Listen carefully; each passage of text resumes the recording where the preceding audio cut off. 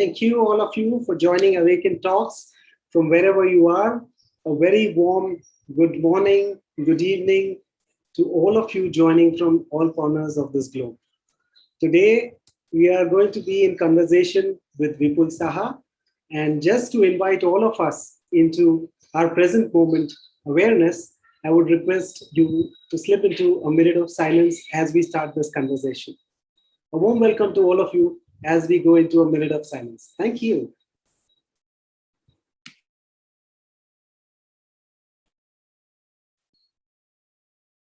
Thank you, everyone, and a warm welcome again for joining us for this Awaken Talks this morning here in India with Vipul Shaha on the topic of journeying back to the roots. As we start this conversation, I'm so happy to invite all of you to Awaken Talks. It's an online platform that we have to talk to change makers who are working at the intersection of their inner journeys, their inner work with their outer work. And we are happy to invite Vipul Shaha, our today's guest, for this. Awaken Talks is constantly endeavoring to talk to change makers who inspire us with their life stories, with the experiments that they do in their life, in their inner work, as well as outer work. Today, as we start our conversation, I would like to invite a volunteer from Baroda, Bhumika, to offer a beautiful song as we start this. Over to you, Bhumika. I see trees of green, red roses too. I see them bloom for me and you. And I think to myself, what a wonderful world. I see skies of blue, clouds of white, the bright blessed day and the dark sacred night. And I think to myself, what a wonderful world. The colors of the rainbow, so pretty in the sky, are also on the faces of people going by. I see friends shaking hands, saying, how do you do? They're really saying, I love you. I hear babies cry, I watch them grow. They learn much more than I'll ever know. And I think to myself, oh, what a wonderful world. Yes, I think to myself, oh, what a wonderful world.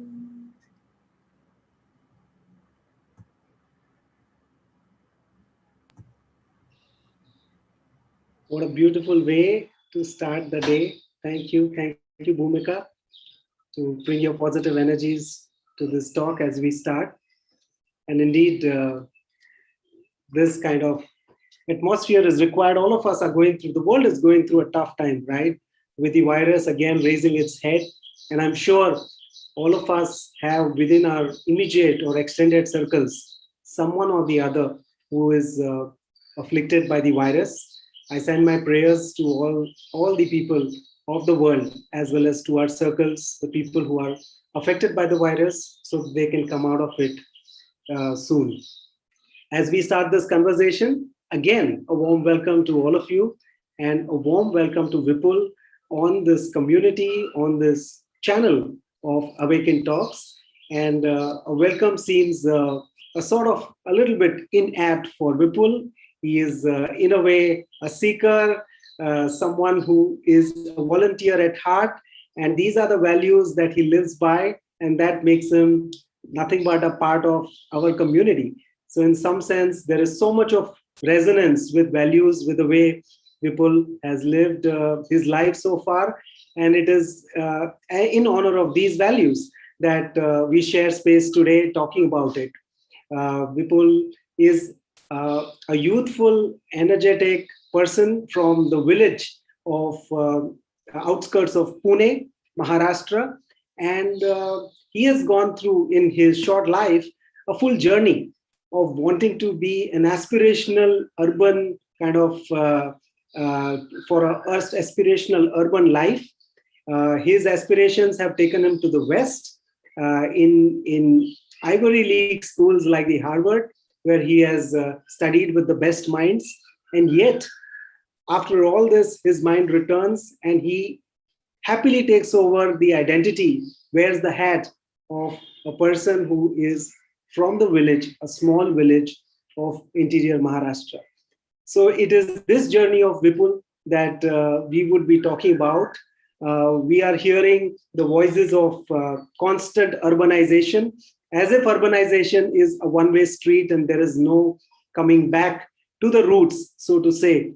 And people like Vipul offer us an alternative to this rage towards urbanization. We want to kind of unpack that in this talk and see if there is indeed a way or a response to the challenges of urbanization, to the challenges to the greening, and so on. So we will engage in conversation with Vipul on that count. Vipul was also an educator. He has volunteered and has been a part of fellow of Teach for India. After that, his love for education, his love for learning as a process, and his love for children has taken him to Krishnamurti School. And I should add, his love for a green world has taken him to Krishnamurti School, the Valley School, where he taught environmental science. So he has an insight into the process of learning, into how kids learn and what gifts they bring on their own, what gifts are inherent to the kids. So we'll talk a little bit about the educational process and the process of education of the heart, if at all there is one. And finally, I would say Vipul is at heart a volunteer and a tinkerer, someone who experiments with the values that he lives and how to apply these values into daily life, which I feel is quite a bit of a challenge for all of us, right? How do these values speak to our daily life? How do these values translate when we interact with our immediate family? How do these values translate when we interact with existence around us, with nature around us? How does it make us a good son, a good child, a good father, a good husband, and ultimately a good citizen? Or is there any value to being a good something at all? So, in this wide canvas of a conversation with someone who has packed a punch in a relatively short life on this planet so far, we would like to invite all of us to this, I would say, somewhat a free-flowing talk with Vipul. And I'm so happy he's here. He's one of us. We've known him for years. And I think in this open space, a conversation around values rather than around individuals, a conversation around what could, our path and our seeking rather than making an idol or an ideal is possible. And Vipul exemplifies that, and we are happy to have him here.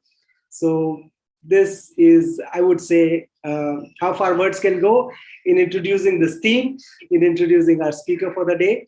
And we welcome you, Vipul. And I would like to give, you can take it over the way you feel appropriate. Please tell us about yourself, about your early influences, and about your life journey in a way that suits you the most. Over to you, Vipul. Namaste. Good morning, everyone. What an honor. Thank you so much, Rahul Bhai. That was really a very heartwarming introduction, and Bhumika for that wonderful song. Really, what a wonderful world. I woke up this morning to cooling showers, and it felt like the nature is all like dancing with joy. So that's how the morning started, and I was really excited to really reconnect with this Mood by Love family. It's really been very instrumental in cultivating the heart space for me. So very joyful to be here. I thought I would love to invite all the people on the call today for a short practice, a mindfulness and a visualization practice before I begin to share about my journey. So just requesting everyone to take a comfortable sitting posture wherever you are, um, just allowing the body to relax. If it feels okay, we can gently close our eyes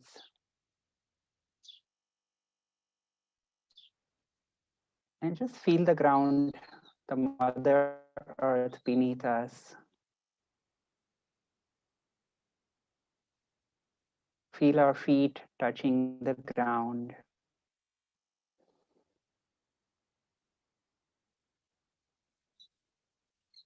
And imagine there are roots growing through our feet into the earth, getting a sense of firm rootedness, a sense of stability, and a sense of gentle holding that's available to us through this contact with our dear Mother Earth.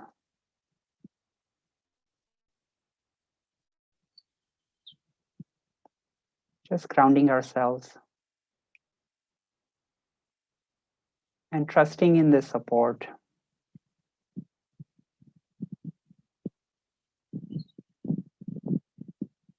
allowing all the muscles of the body to simply relax and let go of any tightness or holding, any sense of control.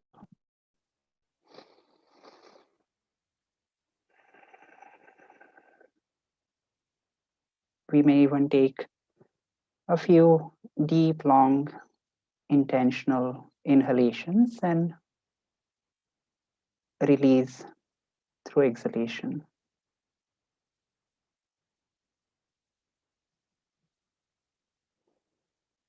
And see if through this contact with Mother Earth that our feet are making, just get a sense of our interconnectedness. We may be geographically located in different locations around the world, but there's something that's all holding us together, this force of gravity, the force of love that the Mother Earth offers every moment.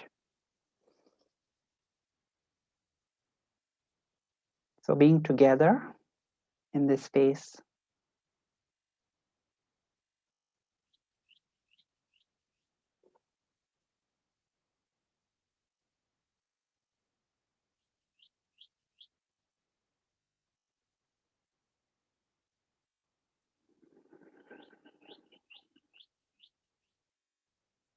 being rooted, being interconnected.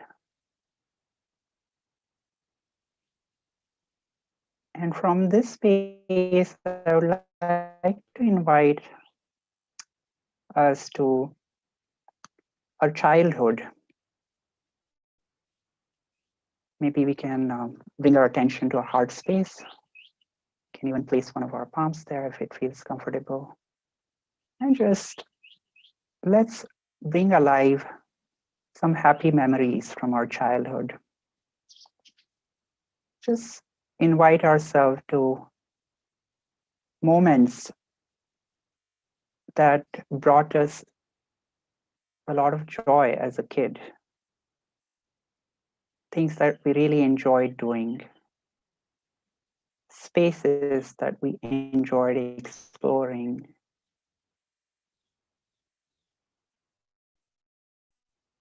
people that showered us with love.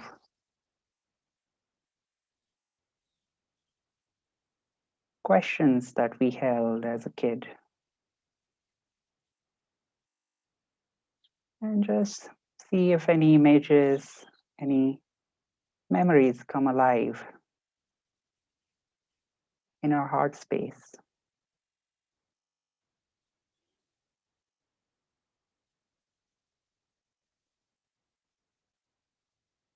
And how was it? Maybe we zoom in on a particular story from our childhood,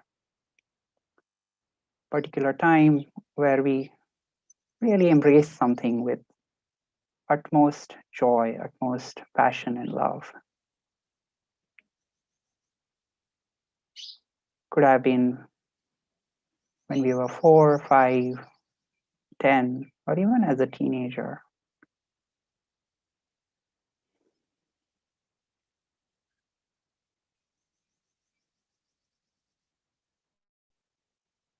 And let's bring alive this memory as if it's happening right now. We are in it. It's very much here. That child is very much here within us. Notice the finer details of it, the sounds, the colors, the people, the spaces, the smells.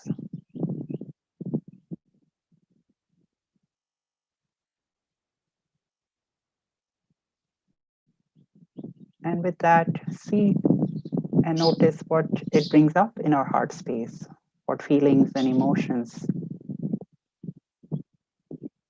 it evokes for us.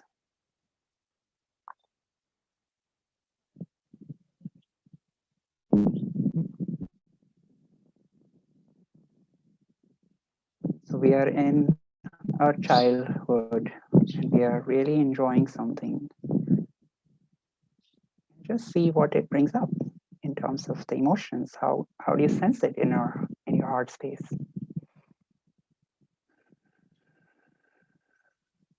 Just breathing into it. And whatever comes up is okay. It might bring up more joy, might bring up new hope, some sense of energy or expansiveness. Or it might even bring up some sadness or nostalgia. It's all okay. We're just touching back into our childhood.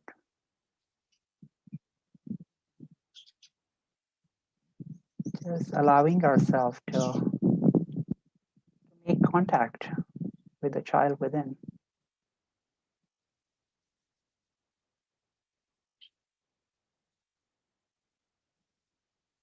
Just taking a few more moments in silence with this, whatever came up for us. Giving ourselves a very warm embrace, this little child in us.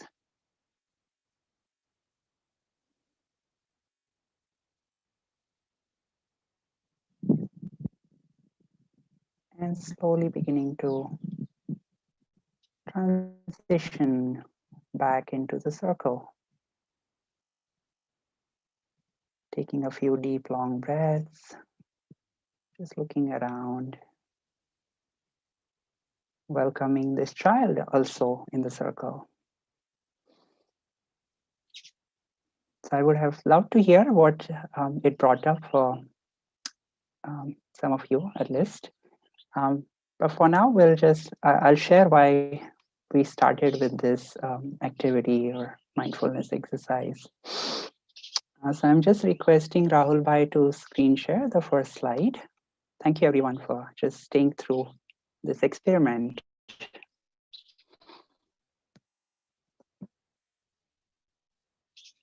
And as I was offered this topic, I was at first quite amazed why this was chosen. And it really, what it brought up for me was my childhood. And because outwardly there's so much in the journey, so many varied experiences. So it may look very different, but the underlying theme or the thread that's been there is this quest to find out who am I, what really is my unique gift and purpose. And so here I share this slide, something I recently came across from Brihadaranyaka Upanishad. It says, you are what your deep driving desire is. As your desire is, so is your will. As your will is, so is your deed. As your deed is, so is your destiny. And that really sums up, in a way, what has been the driving force in this journey for me. These pictures I've taken from uh, recently terrace gardening, some beans I had planted, and just noticing that seed sprout into a little bud and then later turning into a sapling was such a joy. But this is symbolic of, for me, like when I think of going back to the roots, I realize for me it's really coming to my deepest, truest essence.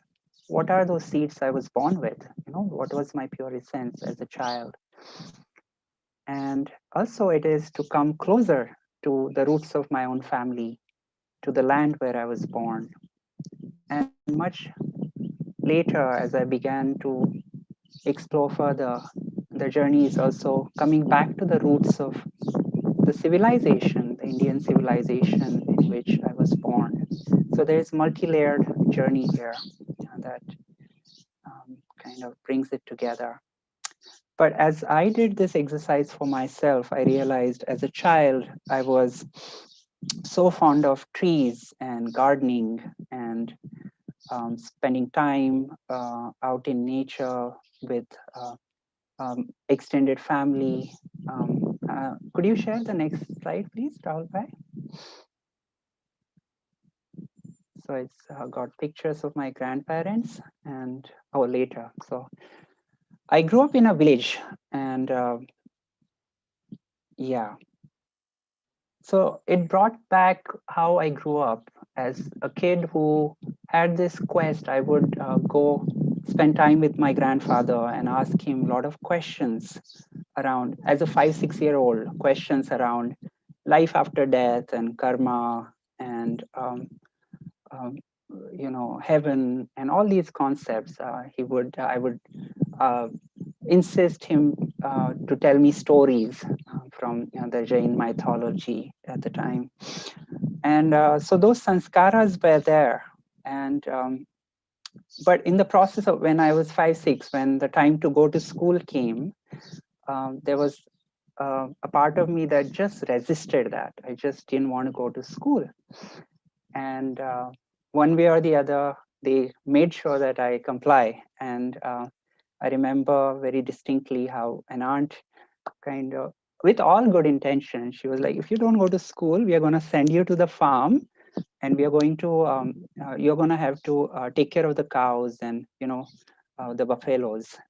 So that was like, I was scared as a kid, and I went to the local village school.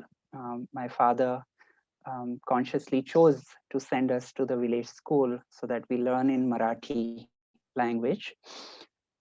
And um, yes, the idea was to be rooted culturally, like to be growing up in the local cultural context. These pictures are like my younger brother on the left. Then on top is in our sugarcane field, we as kids eating sugarcane.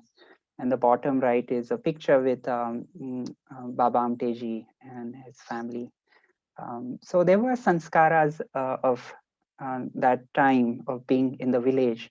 But somewhere in the process of schooling, I felt quite derooted from my pure essence. Yes, thank you for the next picture. So these are some early influences where, for me, my grandfather was my hero. He was my best friend. So if you can see on the top right, me as a baby almost sitting in his lap and asking him to, share stories. And he was a freedom fighter. He worked along with Mahatma Gandhi in the freedom movement. And so he shared stories of, his youth, 18, 19-year-old, when he took the decision to plunge into the freedom movement. So that continues to inspire me. What is the call of our times, and what gave him that courage? And his entire life embodied that courage, that fearlessness, that simplicity that he had imbibed as a young volunteer in the freedom struggle. there's a picture with, and the picture in the middle is when he was sent to jail. He spent 2 years in jail. So that continues to inspire me still.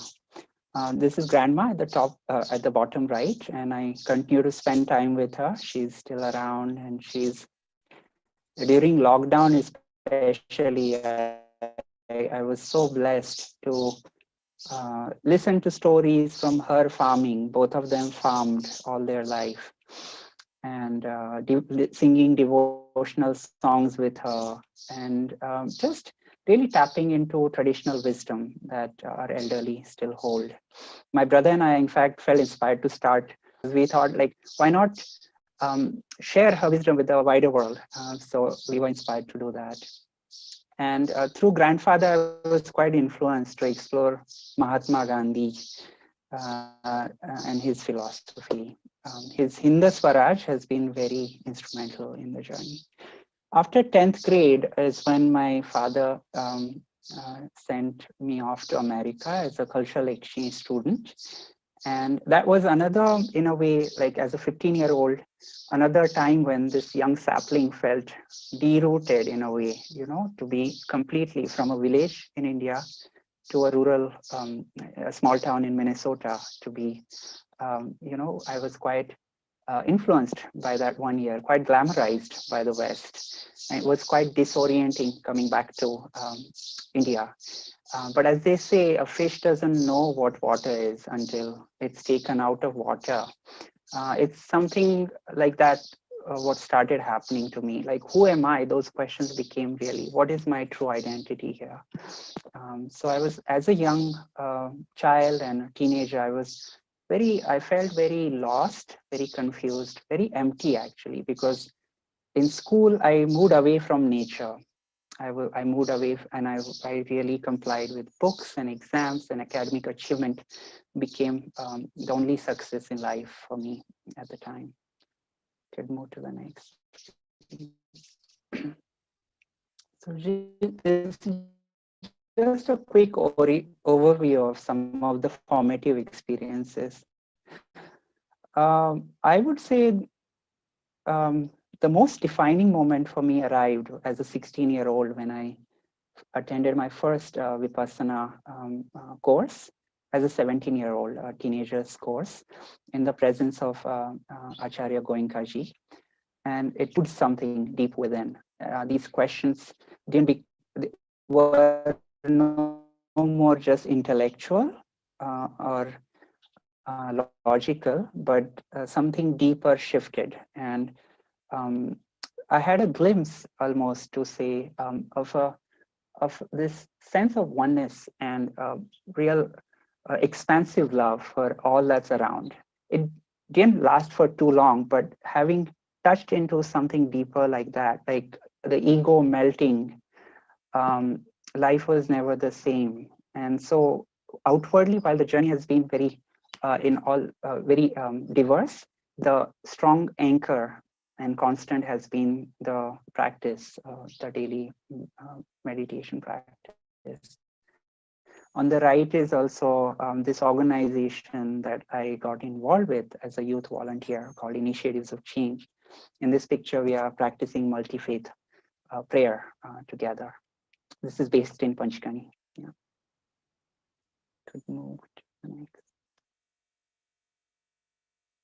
Yoga also arrived as a very precious gift right after college. I studied business, and I chose to take a gap year after because I was still figuring out who am I really, the most authentic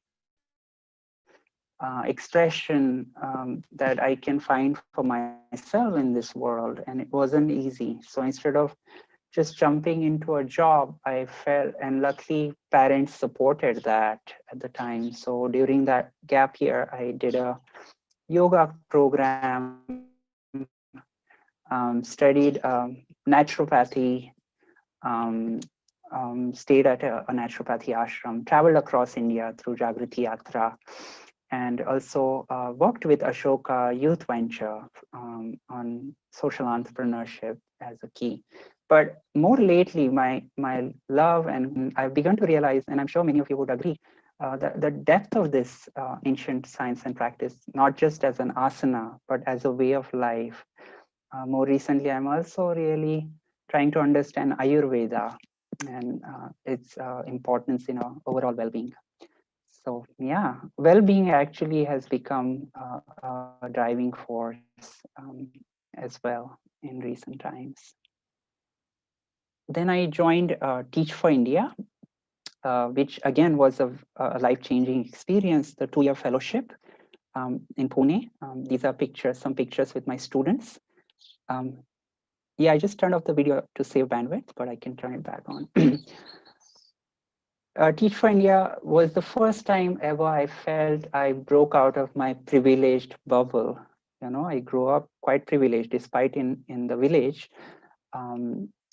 This was the first time I stepped out of that bubble and really um, got the opportunity to connect and contribute in a different setting. These kids became a family. It wasn't a job or a fellowship. It was 24/7. The picture on the right is at the urban ashram when we had a laughter yoga session for them. And so we did a whole bunch of fun experiments. But this was the first time something became clear to me that for me is the love for children and the difference one can make by working directly with young hearts and minds. So that became much more clear. And I wanted to study further. I felt like I want to understand how learning happens, which took me to Harvard and gave me a lot of good exposure to different theories of learning and what's best out there. But I think like a boomerang, I came back to India very quick because I started questioning the very basis of education, the very purpose of why we educate, and how it fits into the larger socio-economic narrative of today's times. So that brought me to read J. Krishnamurti's writings on education, Gandhiji's Nai Talim, Sri Aurobindo, Swami Vivekananda, Rabindranath Tagore, all the gems that we have in India who have thought deeply about what holistic education is. And sorry, I'm just gonna give me one moment.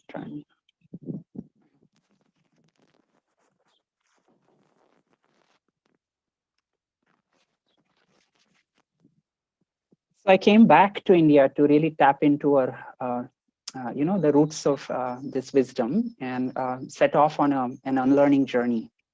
Lived with indigenous communities in different parts of India, including in a village in near Baroda for 4 months. And I turned off my phone, my computer, and just worked on land, directly hands-on. And I realized how much in the process of my education, I had kind of moved away from, my heart and hands. So I called it the journey from Harvard to heart work. And it was really eye-opening for me. It's something really transformed deep within. Not that I could turn into full-time farmer or a completely land-based, person, but it created this deeper aspiration for a more holistic balance. And this is from J. Krishnamurti School, where I taught environment. I taught at both the Sahyadri School briefly outside Pune and the Valley School outside Bangalore. Just few glimpses into our classes where most of my classes used to be out in nature, in the forest, sometimes on trees or under trees. This picture on the right is when kids are offering a burial ceremony to a bird that they had found on our silent nature walk, a gift circle. The classes became not just the technical exam oriented preparation. And these words, flowering in goodness, flower in love and goodness, and awakening of intelligence. This is the invitation that Krishnamurti really is offering to each educator. Like education, not just to fit into society as it is, but for a human being to really flower in his fullest expression, in fullest goodness and love and potential, really. So yeah, I'm happy to talk more about what I really learned from all these children. Really, I went there as a learner, as a student, and yeah, we had a lot of fun too. And the most recent uh, discovery for me has been it actually brings all of it together. As in professionally, I've started holding one-on-one listening spaces. Um, based on mindfulness as a practice, and holding circles, facilitating workshops for young people. And that's really offering a deep sense of purpose. And I find that there's a lot of potential for this to be taken into education, mindfulness practices in schools with our teachers. Yeah. So that's it. I think that was the last slide. And this, I thought to include a recent painting I made because it kind of um, symbolizes how I feel right now. It feels like a dance, you know. It's like surrender to the flow of emergence, and there's greater trust. Just 1 second.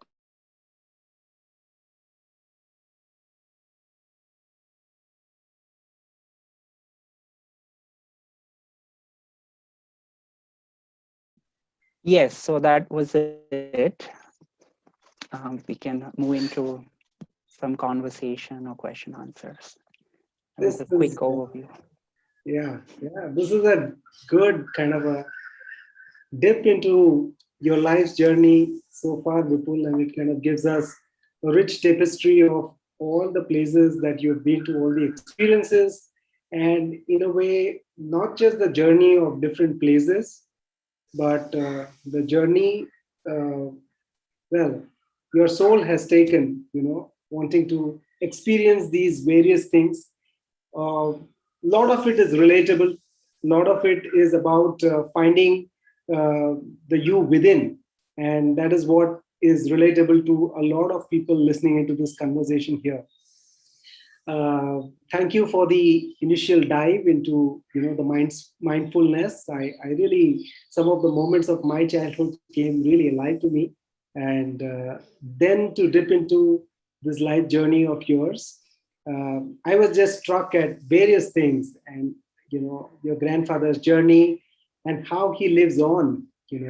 If uh, if someone has volunteered with head, heart, and hands, and that journey and the roots that journey develops are kind of timeless. They jump across generations and live on, right? One is to say that there is a freedom struggle and there is a soldier fighting, at the border, and there is nothing to demean a soldier fighting at the border, but a life which is steeped into values and volunteering for a cause, not just a freedom struggle, but for the purification of his own mind, which your grandfather would have undertaken, is living on uh, in the first generation through your father. And I got a chance of knowing what a rich life your father is living, consciously wanting to spend time in a rural setting. At in his early 60s, he's already 25 years into managing a sort of an old age senior citizen facility in the outskirts of Baramati. And very recently, he has completed almost a 2,000-kilometer walk, uh, you know, uh, purely relying on the generosity of strangers from somewhere in Pune or outskirts of Pune to a shrine of Jain tradition in Bihar. So all of this, that we see, the variety, the diversity of experiences that you have sought as a part of your life, we are able to relate when we see your grandfather's life, your father's life. And I would like to start with that question that, of course, your slides give us a deco into your experiences and your childhood and what shaped, your youth. But is there some story that comes to your mind of your parents or of your grandfather or grandparents that is alive and kicking, which kind of set you on your path? And if you would like to share that. Hmm. Hmm. Yeah, thank you for sharing that. And it's a very personal story of, with my grandfather that just comes spontaneously right now, and I'm gonna attempt to share it. But I spent a lot of time with him as a kid. I would ask him a lot of questions all the time about the very existence of our life here, and a very affectionate person. And in his last, I happened to be there.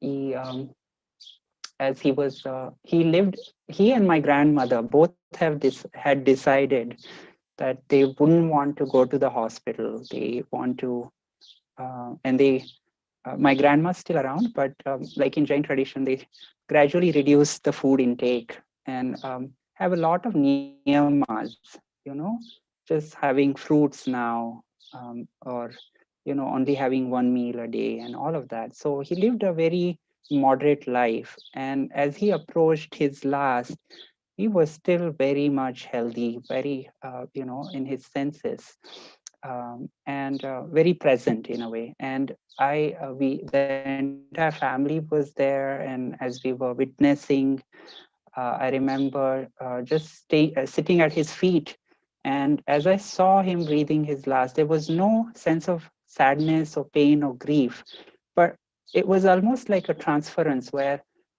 his entire life came alive for me in that moment. And I felt like, grandfather, I promise you that I'm going to carry forward the mantle, the life of the principles that you've lived. I wish to, I promise you to do justice to that, all the inspiration that you've left behind. And it wasn't thought through. It was just that very moment, it just popped up. And that very week, I had my interview for Teach for India Fellowship. I guess in a day or two, and I applied. I felt this is the movement of our time. I want to really channel my skills working at the grassroots. And with that passion, I think he, in a way, offered his blessings. I think I'm so glad I did the fellowship. It really set me off on the path of understanding education, working with children, and finding the child within me. Wow, uh, that's a beautiful story, and in fact, a wonderful inheritance, right? Inheritance of values, and that is not something which is imposed, but something which is blossomed through the practice of his values through his life. And as Gandhi would say, his experiments with truth, in a way, with deep sincerity, and it doesn't fail to move others around you. So that's sending a prayer to your grandfather's spirit. I'm sure he's seeing somewhere this conversation and smiling.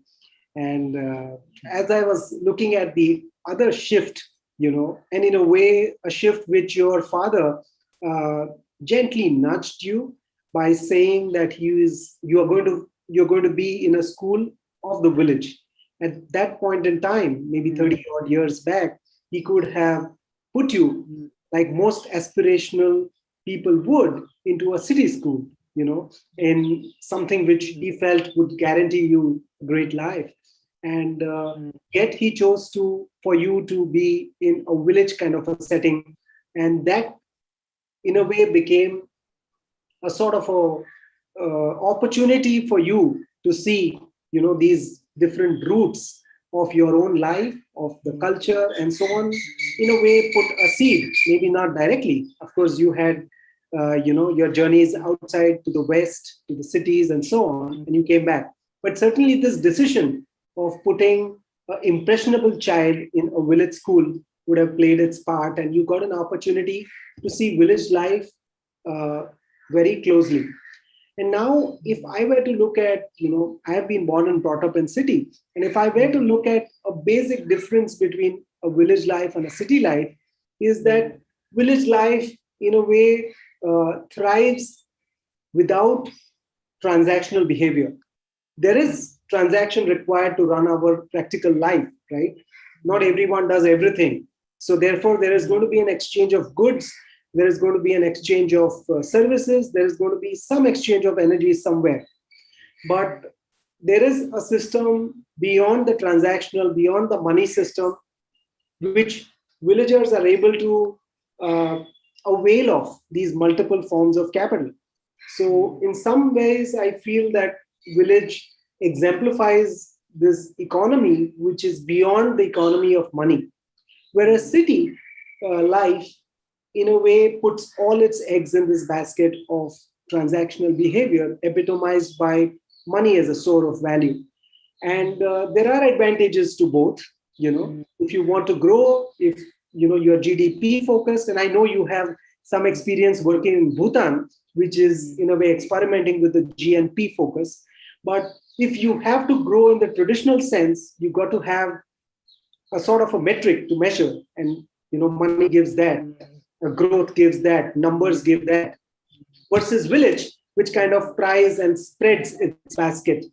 So, what is the advantages, disadvantages in our flyer to this conversation? We said, what would draw a youth to a urban kind of a life, and in a way, you've experimented a bit. So, mix of questions here. But what are your thoughts? Sure. Yes, yes. This is a very important question because what I see right now in my village, first of all, I'll start off with what education is doing in the village or like just in general. In fact, like I became an export material. Like in my own village, I feel often still like a non-resident villager. It takes you off the land, off your cultural context, and puts you in this abstracted kind of setting, and you're learning all about the world out there, but not so much about your own roots, about your immediate reality. So kids begin to start thinking that, and now the media is so influential. So all the glamour and the growth and sort of material aspiration kind of takes them, and economic forces too, economic pressures, with farming becoming more and more difficult with so many variables like the climate change. Yeah. So I get a sense of nostalgia when I'm in the village, because a lot of young people, the moment you kind of, if I scored top in all my exams, and all the kids who were like toppers, and we in my school there's a list of them, and none of them I would say live in the village. They're all in different places. So it's almost like villages are exporting not just raw materials and natural resources, but the local youth talent.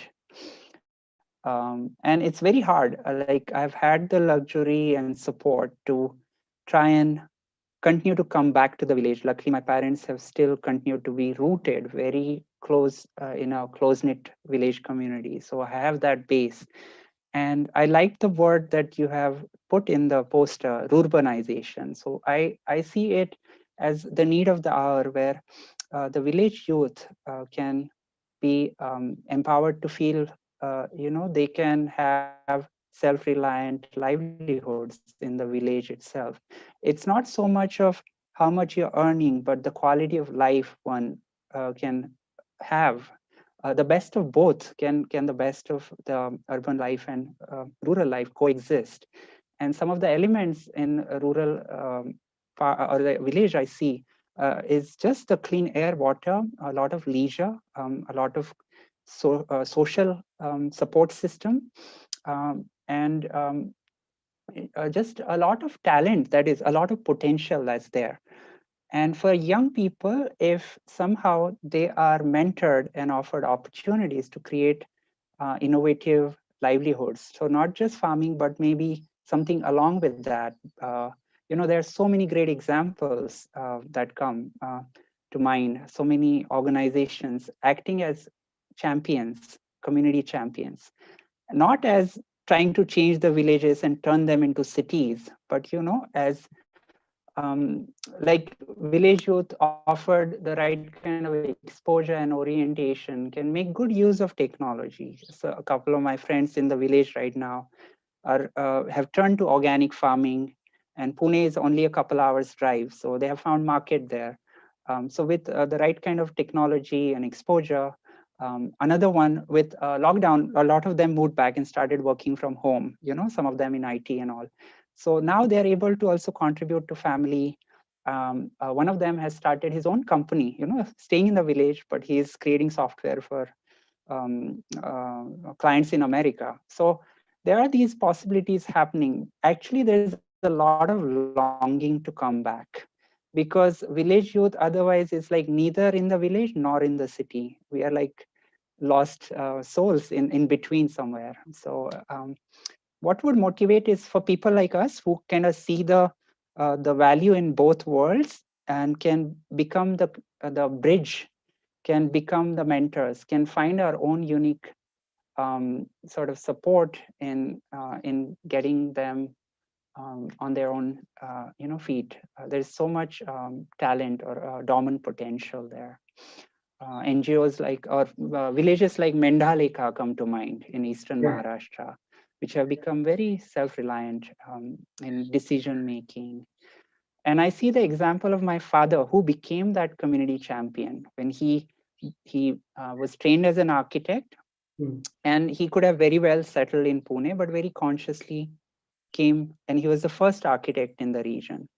But in the process, he's like, revived the local sacred grove, created a forest hill in the village, or is running this elderly people's home. So many different ways he is very actively contributing to the socio-economic life of village. So that's been really the inspiration for me. Not that I have made that journey completely yet. I continue to, it's like a spiral. I go and I tag along with my father. I almost shadow him and try and contribute wherever I can. So No, I see what you're saying. It's a constant, in a way, iteration. And the fact that this iteration and this experimentation is happening gives hope to people.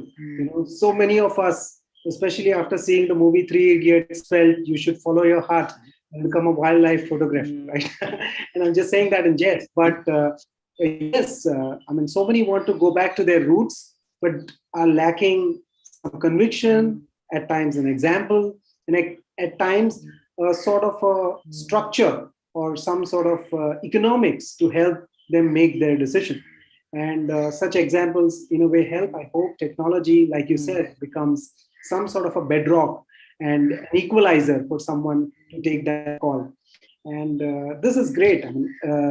I would like to move on to another question on education, which has been another important component of your life's journey. And before that, I would want to invite audience to post their queries on the chat box if they have logged on through the Awaken Talks channel, or if you are using YouTube, then you can email us your questions for Vipul at ask@servicespace.org, ask@servicespace.org, and we will, in the last few minutes of this conversation, channel these questions from you to Vipul. And yes, we look forward to hearing from you. So Vipul, my second question, largely on your journey on education, is you spoke of the blossoming of the heart, and you spoke of blossoming of the intelligence, and Krishnamurti uses that word with discretion as against intellect, which is like the body, the brain prowess, right? And this intelligence, which kind of is a confluence of head, hand, heart, and spirit, is something which arises on its own. And on the other hand, the entire effort of Western education system is to cultivate, the brain. In fact, one would even say that even any sort of molding of children would require some sort of a cultivation, a practice, and an effort. Whereas if you see the way Krishnamurti articulates it, it is as if it is a blossoming which happens with spontaneity on its own. To someone who does not understand this wholly, probably this seems like a contradiction. That there is this blossoming which is supposed to happen with spontaneity, and if we are doing any sort of effort to cultivate it, then we are tinkering with that process. So, in a Krishnamurti school, or in your understanding of the education of the heart, is there space for cultivation? Is there space of practice? Is there space for effort? Or how do you view this as you kind of experimented and experienced children learn? Mm. Yeah, um, thank you for asking that question, because I've really been inspired by Krishnamurti's vision on education, and he's asking nothing short of a radical fundamental shift in human consciousness as a potential for education. It's not just creating livelihoods. So the ask is big, but the beauty of his vision is that he doesn't give a roadmap. He doesn't give like do's and don'ts as such. There's no set, rigid curriculum that he kind of left us with. So it's really left for each conscious adult in the community. And he keeps saying, reminding us that it's the educator, it's the parent who needs education. And by that, it means the educator to really see for him or herself the roots of his conditioning, all the influences that have formed us. And am I free as an educator at a psychological level? Am I established in love so that it would naturally ripple out? So when I stepped into these environments, I found it to be such a golden opportunity to understand myself, to go there as with a beginner's mind, with a learning mind, with the child. And I would say children teach us so much if we approach it that way, instead of just feeding knowledge and information. Can we create and hold a receptive field where learning blossoms? Of course, there's the data and the textbooks and all of that, but the fundamental is the relationship that you nurture with each child. And in that, as again, just borrowing words from Krishnamurti, in the mirror of that relationship, one begins to understand oneself, see oneself. Um, and I would say, I would go a step further and say, in fact, kids are very attuned and they're already in love. They are very creative, they're spontaneous. I found a lot of hope working with young minds, because I feel they sense something around what's happening with environment. They were the ones who would hold me accountable. Vipul, when you travel to Pune, did you fly or did you take the train? Or they were the ones who would ask me those questions. So just working with that love, I think once there's love, deep love for nature or for any subject matter that you're teaching, the technical, the logical will come. Kids will find tools and strategies to, to even to meet the basic requirements of an exam system. But one can go much beyond once one is inspired by that love in that setting. Yeah. Is there a story, and I know I don't want to put you on a spot, but is there a story that comes to your mind in your interaction with children, which kind of exemplifies this children being rooted in love, or of let's say what I see here clearly is that there can't be education of the heart without heartful educators. So there is no way out. The teacher can't really be outside that group, right? Teacher is a part of that circle. So, something which kind of comes to your mind in either of these contexts. Share. Yeah. So, this one girl comes to mind in class 8th or 9th. Yeah. And like on campus, we had a lot of dogs. And this girl was very fond of dogs. And when her parents had come to pick her up, and they're in the car, and they're about to go back home from school, and then she asked her father to stop the car, and he's in a rush, and she asked him to stop the car, and gets down, and what she finds is there are like these puppies that are like dumped by the roadside. and she kind of picks them up, gives them water, and then she asks dad to find out which local organization can adopt them or can take care and make sure that that happens. And she, like, no listening to dad, this had to be the priority. So that really stood out for me at the time, when, like, for me, that girl exemplified that love for, like, just another being, the compassion. Similarly, so many children used to take care of the dogs, the plants. They were like naturally attuned. When we went to the Himalayas, for example, without us teachers telling anything, we are climbing for 5 6 days, and children are picking up all the trash on the way, all the plastic. So many sack loads of, like, on top of the luggage that we already had to carry, kids are themselves picking up. So that sensitivity was very inspiring to me as an adult, actually. So many stories, actually, all the time, like on campus. For if I had borrowed someone's motorbike, they would say you could just walk. So they would always hold me accountable, in a sense. Why are you using motor vehicle? So many, yeah, they're really in step with the current consciousness. I feel there's a rise in human consciousness, ecological awareness, and kids are right there. We just need to create opportunities for them to blossom. Wow. So in some sense, just provide a fertile ground, a space, Yeah. and then don't become be a part of them, because they look up to you as an example. So in some sense, there is no I would way. quickly add, Rahul Bhai, Yeah. sorry, I'll just quickly add, like, what also really worked was we ran this 21 days kindness challenge with my students in the school, and 21 days of green living challenge that from kindspring.org. And that was really, some kids really took to it. So very inspiring stories came through that. So just having those many experiments, around kindness, green living. We would cook in the forest.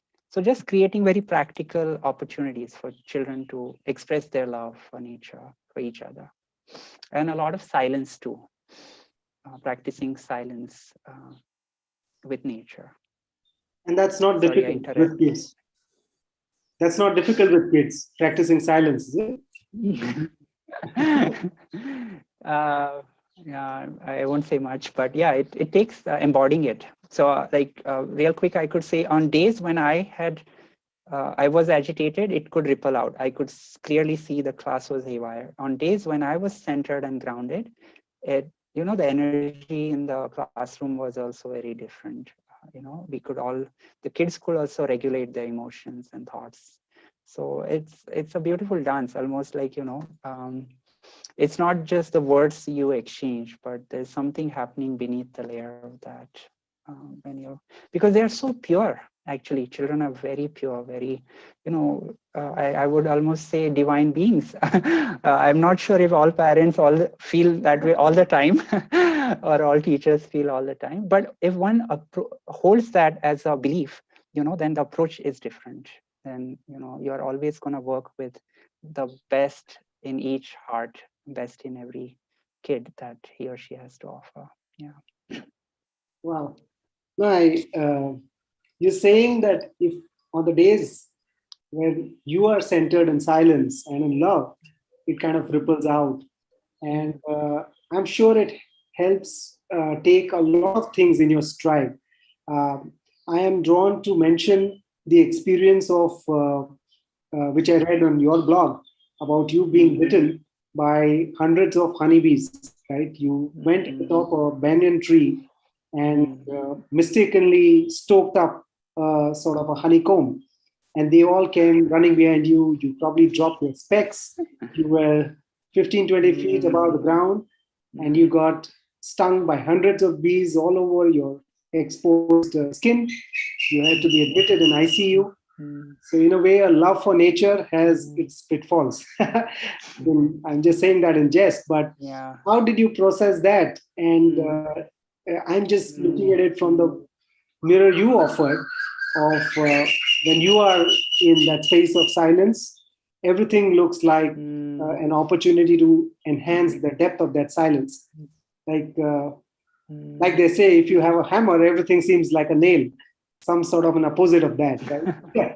So would you like to tell us more about that experience, or I would say a near-death experience of actually falling prey to hundreds of honeybees all over your body, being in ICU, knowing, not knowing whether you're going to come back in one piece, and how, what is the role of suffering in some sense, of misery, in shaping our journeys? Thank you. Yes, that was quite a turning point, another turning point, really. I have this fascination for banyan trees to start off with. I would say, like, I feel like a banyan tree myself. I might have been one in one of the past lives, or if not, I would love to be one in coming lives. But like the title of this talk, back to the roots, I feel the banyan tree continues to expand its roots, and that's how I felt. Like wherever I've gone, there's roots that have grown, and so natural connect with that tree. So in very brief, yes, the incident was quite a trauma and shock to the system, physically, mentally, and I'm glad I'm here.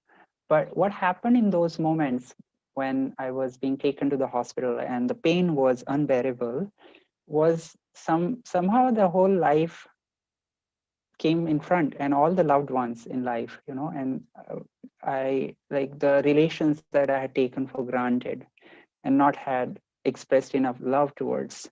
So suddenly what matters in life kind of just, and it wasn't intellectual, it just sort of uh, it came from a deep compelling inner force in the heart, like this might be the end, and I haven't even told my mom like how much how grateful I am for what she like the love that she's offered. So I really felt that urge to express that love and really value the relationships in the family, all the kids in Valley and all the teachers, the entire community, was praying. Almost there was so much goodwill that I think saw me through that time. And I also felt that there's no point in being traumatized. Somewhere after 2 weeks, something in me took me back to that very tree where this incident had happened. And I felt like sitting down. I sat in silence and I saw the dead honeybees still lying, because they die when they sting you. And I felt very sad for, like, because of my mistake, they had to sacrifice their life. So I really very sincerely apologized and just hugged the tree. I was known as a tree hugger in the school. And I feel since then there's a newfound fascination for honeybees. Like, we watched documentary on honeybee with my students, and in our garden we have a honey beehive. I go and talk to them, sit with them, and just with a lot of I started painting honeybees. So, and looked at the importance that they hold in maintaining ecological, our food systems. So there's a lot there, but what it brought out was the deep compassion, a lot of value for life, and the relationships that we nurture in our life. Yeah.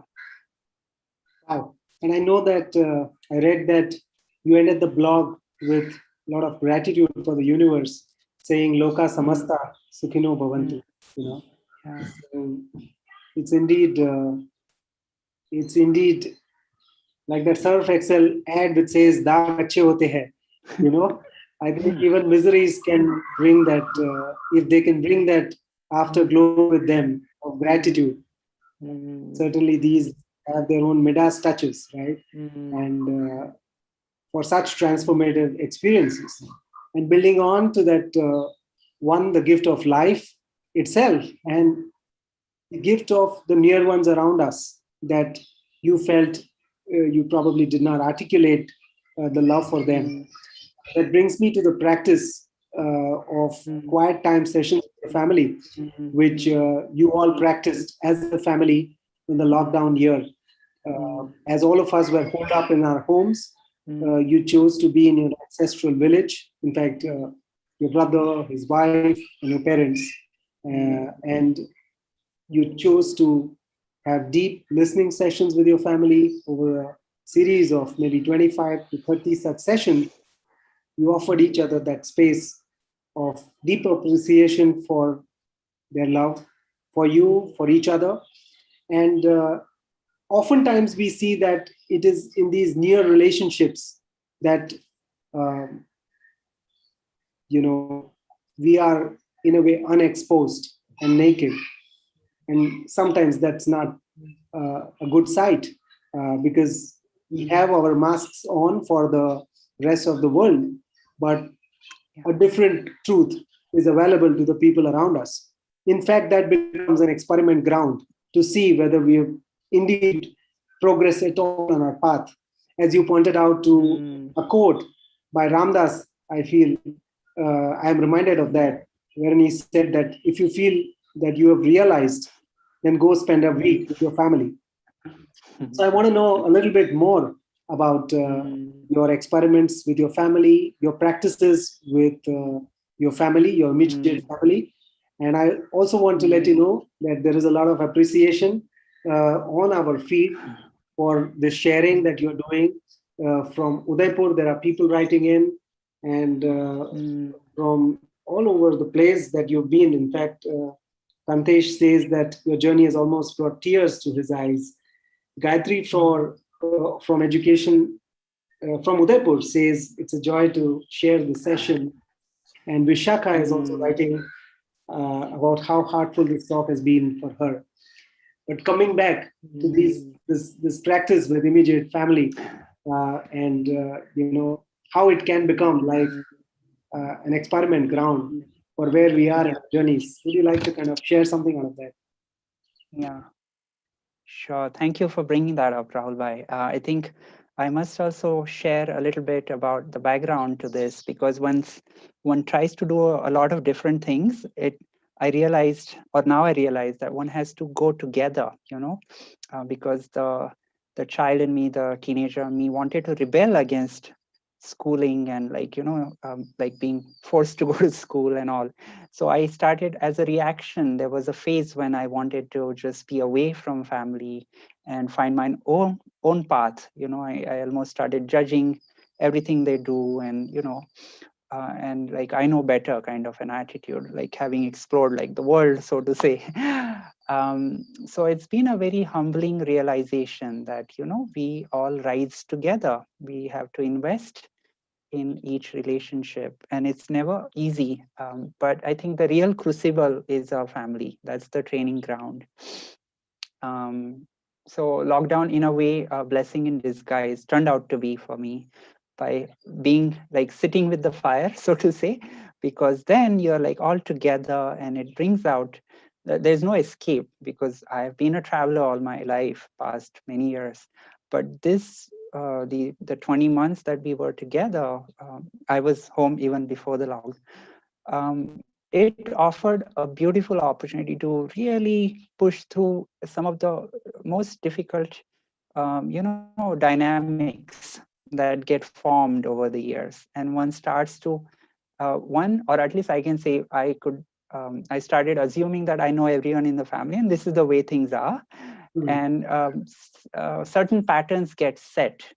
mm, So the opportunity was for us to sit every day in silence together and choose a theme or a topic to reflect upon. Like, for example, we talked about where do I wish to seek forgiveness from family, mm, or where what do I feel grateful for in the family, or what are my dreams. And like, imagine families sitting together and having a visioning exercise, like what's our common aspiration and common vision. So this was a time for reintegration for me. And the journey continues. It's not a tool called Quiet Time, which really invites us to listen to ourselves first and then strike a very heart-to-heart dialogue with another. Is this something you had done before, or was the lockdown the sort of This is something I actually learned or practiced at Initiatives of Change and Grampari, an organization based in Panchkani.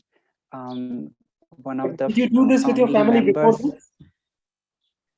this? Yeah, but very rarely, very sporadically. So now it has sort of set in as a family culture when important stuff comes up or important decisions have to be made. We, give each other 10-15 minutes of time. Each one writes in their diary or whatever. My mom just prefers being by herself, but like really sitting down and then speaking from that deeper authentic. So we are not reacting and speaking from a charge. There's a thought that's got into it, and there's more authenticity of like, this is my truth, what is yours? So we all listen, we take turns, we are not interjecting, or it's not a discussion. First it's like a sharing circle, and then we've heard each other. We might have another round of sharing, but then we start to find where it is there's points of differences and where there's point of contact. And we realize that everyone means well, actually, at a fundamental level. At the level of strategy, there might be differences, but everyone really means the bond is that of love and well-being for everyone. And once we can tap into that, then maybe new possibilities begin to open up. So I see that even in organizations. Um, yeah, in fact, I would quickly say that my journey, in a way, because it's been in diverse settings, has been also that of seeing the paradoxes together. The two what seems to be opposites outwardly fundamentally have a common intention in mind. So even on political spectrum, the right and the left, or because in this time of polarization, I begin to see that, wow, actually there's goodness in every heart. Everyone wants well for India. It's just the way everyone sees it is might be different. So the differences of East and West, or science and spirituality, or tradition and modernity, urban and rural, these divides become to blur a little bit once one expands one's scope of exposure and engagement or deeper inquiry. So yeah. Wow, that's beautiful, beautiful. I think that a space for deep listening can help merge polarities and see the good, Yeah. or distill the good in every on every side. And also, more importantly, how it is material, or how it is meritorious to do this in families. And I can see that your family, it is maybe 2 or 3 generations in the making, right? The values that you've lived by, not just you, but your father and your grandfather and so on, make this possible to happen. Because, as they say, the shortest distance is between the head and the heart, and that's the longest journey. And many a times, the shortest distance is between you and your own close, real family members, right? Immediate family members.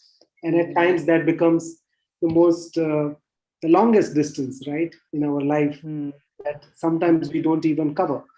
So this is beautiful, and thank you for sharing that. There are some nice questions on the Awaken Talk chat that I will have to toggle, and just give me that time.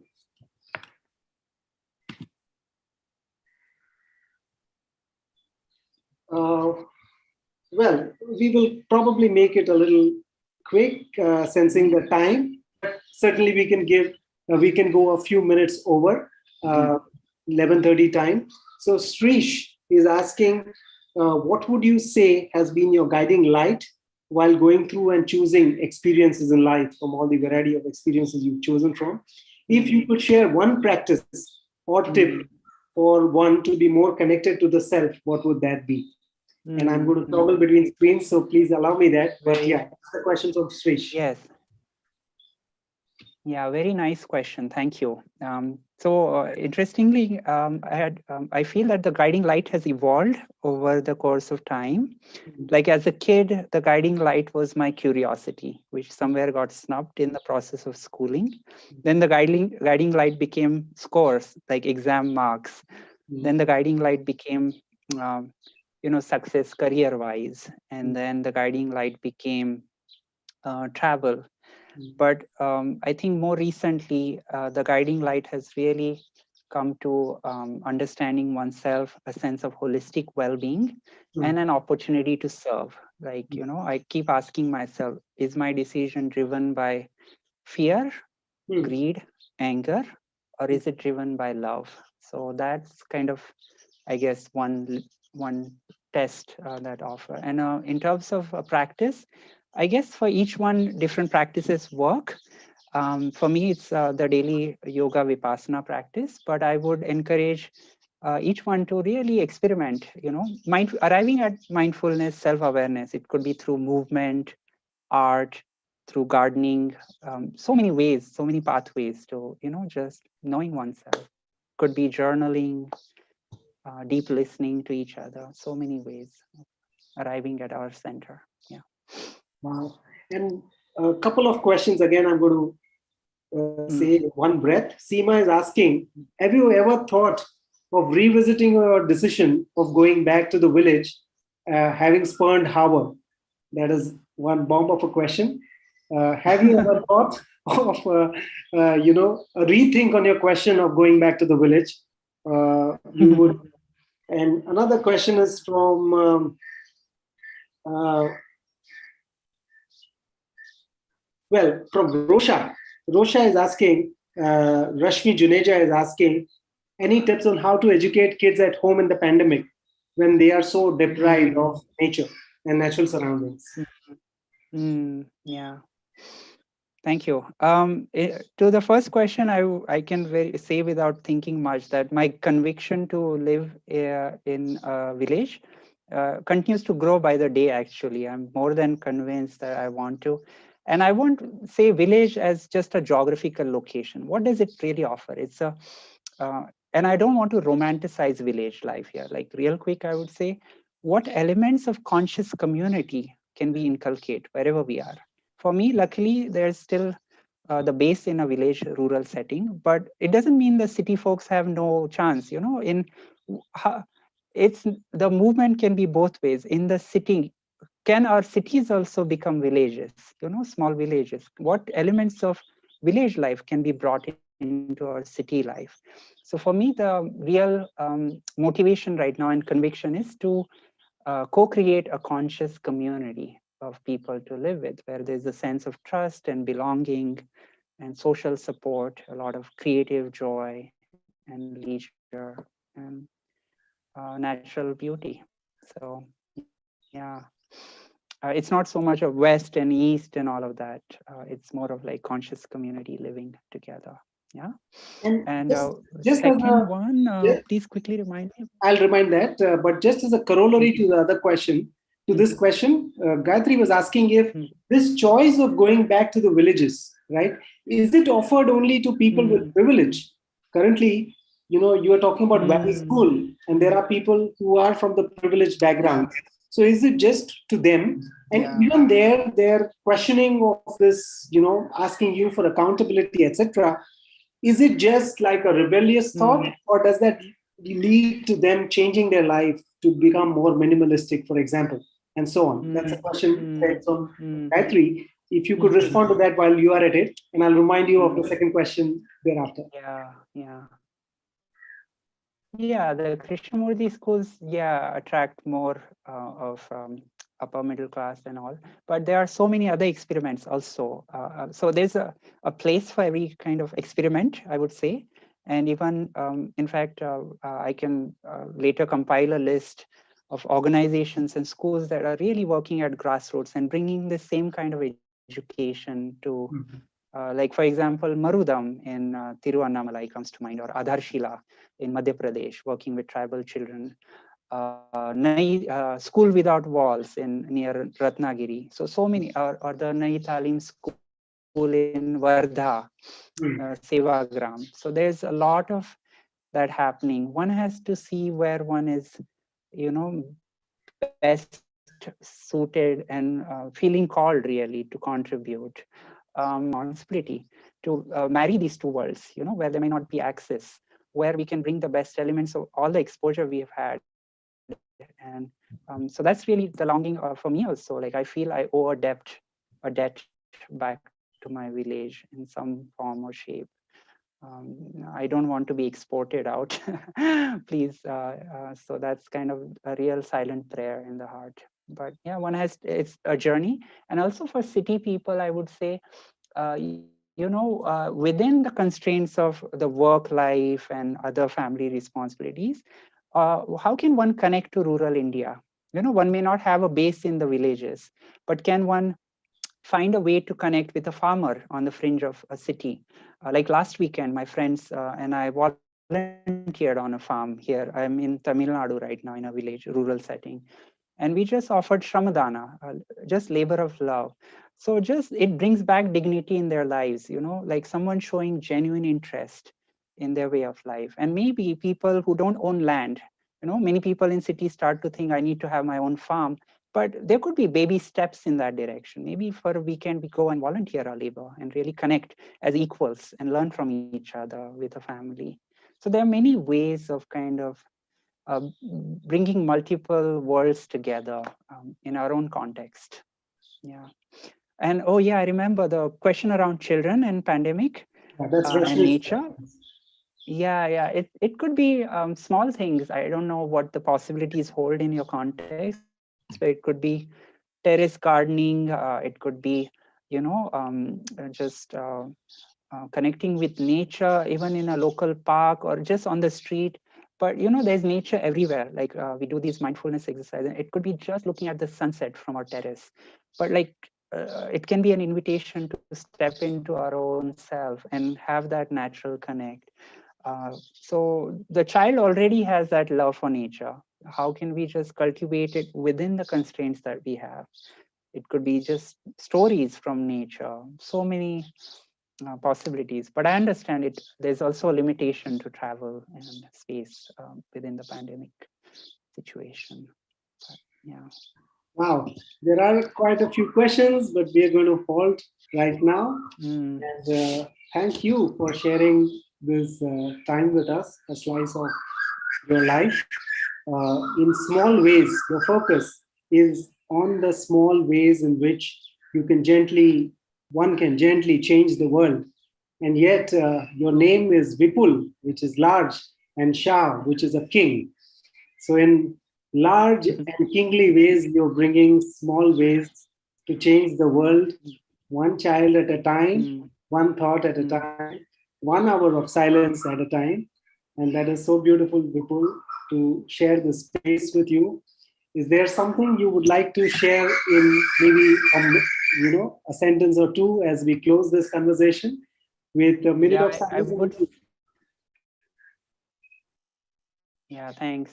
I just wanted to say that I'm just a representative or a voice for so many unsung heroes who are really doing a lot of dedicated work on the ground, very invisible in all kinds of. Luckily, I've had the privilege to be in so many diverse settings, and I am inspired by them. It's not like I've done anything great, but it's just I feel it's my response. And this, I looked at it as an opportunity to bring those voices in this space. So just with a lot of humble gratitude, I want to really bring those voices or like remember them in this space. It's not me actually.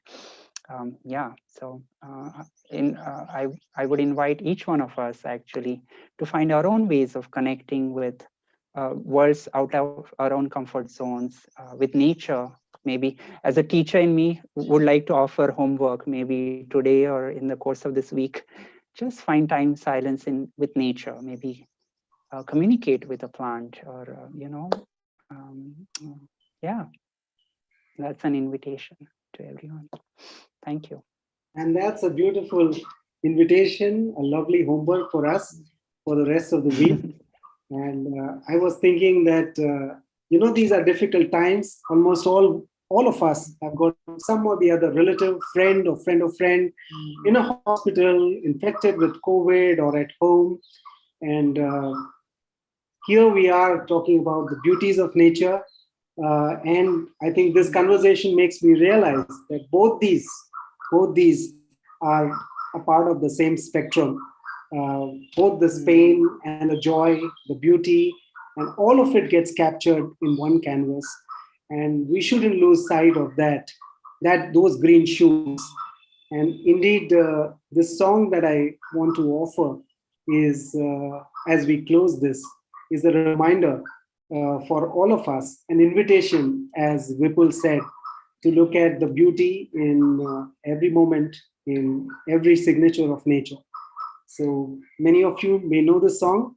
I would love if you just join me. It will help. It will help cover all the faults of my singing. Just a moment as I set this up. I'm going to.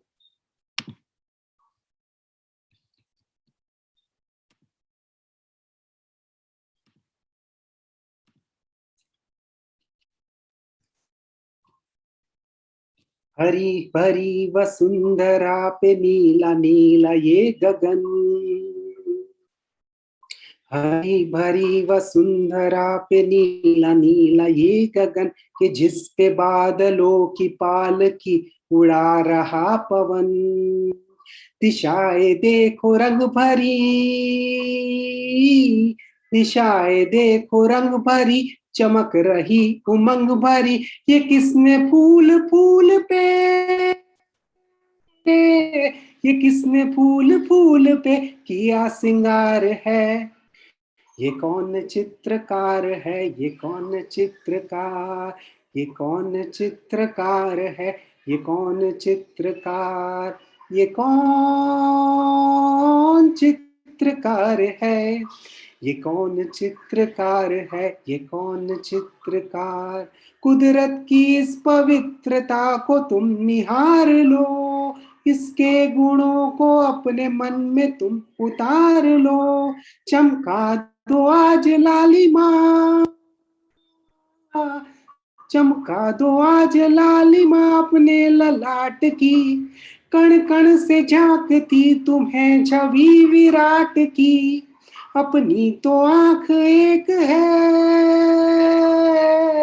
अपनी तो आंख एक है, उसकी हजार है, ये कौन चित्रकार है, ये कौन चित्रकार, ये कौन चित्रकार है, ये कौन चित्रकार है, ये कौन चित्रकार, ये कौन चित्रकार है, ये कौन चित्रकार, ये कौन चित्रकार है, ये कौन चित्रकार।